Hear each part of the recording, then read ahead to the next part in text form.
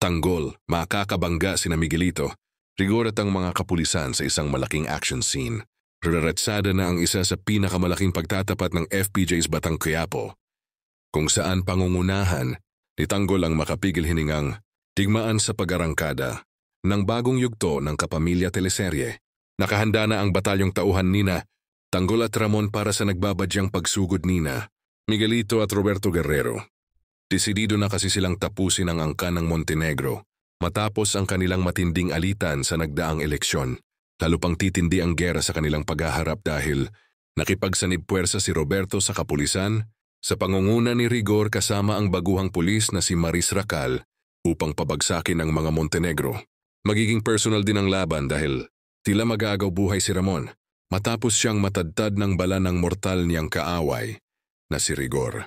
Magiging maaksyon din ang engkwentro sa pagtakas ni Olivia sa mansyon ng mga Montenegro dahil makakaharap niya sina Miguelito at Roberto.